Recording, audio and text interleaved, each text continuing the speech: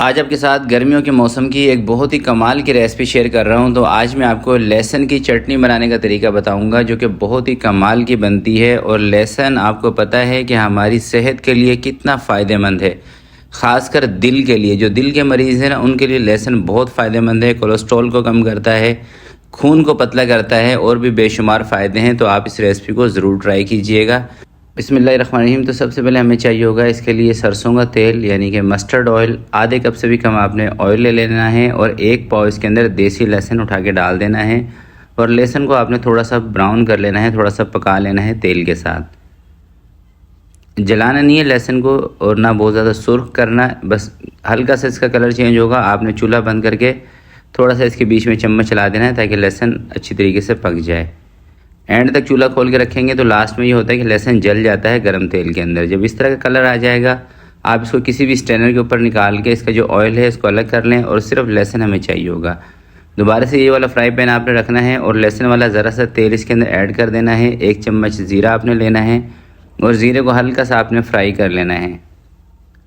जब हल्का सा ज़ीरा फ्राई हो जाएगा, 4 आपने इसके अंदर हरी मिर्चें मोटी वाली डाल देनी है और 1 छोटे साइज़ की प्याज डाल देनी है।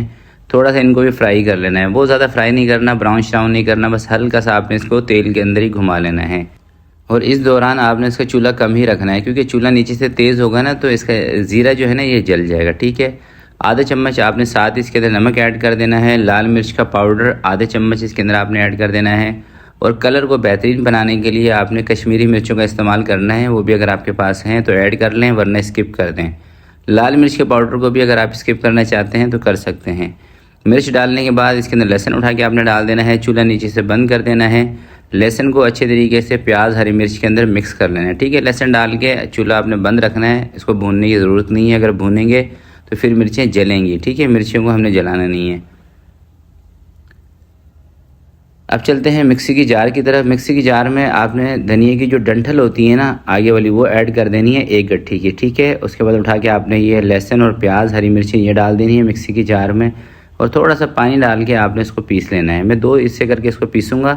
थोड़ा सा पानी इसके अंदर मैंने डाल दिया है। पानी आपने इसके अंदर उतना ही डालना है जितने पानी से आसानी से ये पिस जाए।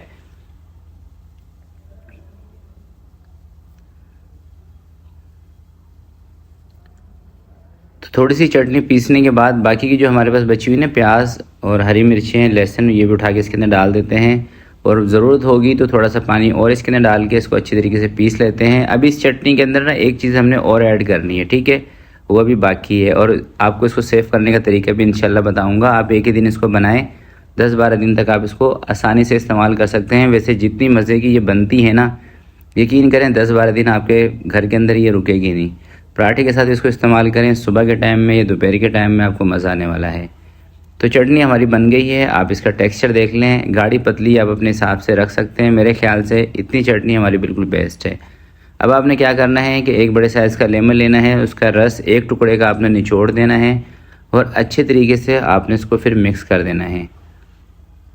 मिक्स करने के बाद आपने इसका थोड़ा चेक कर लेना है खटास। अगर आपके हिसाब से खटास इसमें लग रही हो कि ठीक है तो आधा टुकड़ा लेमन का रस का इसमें इस्तेमाल करें। अगर आपको लग रहा है कि खटास थोड़ी सी कम है तो लेमन का जो दूसरा टुकड़ा है ना, दूसरा पार्ट है 1 लेमन का, वो भी आप इसके अंदर निचोड़ देंगे। तो मुझे इसके अंदर हल्की सी ना खटास कम लगी है, इसलिए जो दूसरा टुकड़ा है लेमन का, इसका रस भी हम इसके अंदर निचोड़ देते हैं।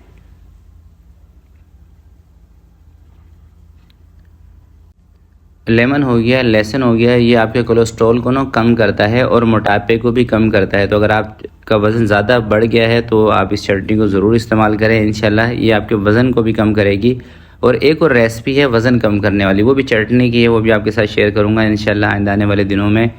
तो इस तरीके से इसको पैक करके फ्रिज के अंदर रखें।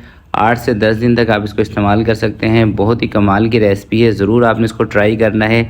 इंशाल्लाह इतनी मज़ेदार ये चटनी बनेगी कि आप मुझे दुआएं देंगे। सेहत के हवाले से भी बेहतरीन है, टेस्ट में भी बेहतरीन है। तो आज के लिए इतना ही, मिलते हैं किसी नेक्स्ट वीडियो में। तब तक के लिए अपना बहुत सारा ख्याल रखिएगा, अपने वालिदैन का ख्याल रखिएगा। अल्लाह हाफिज़।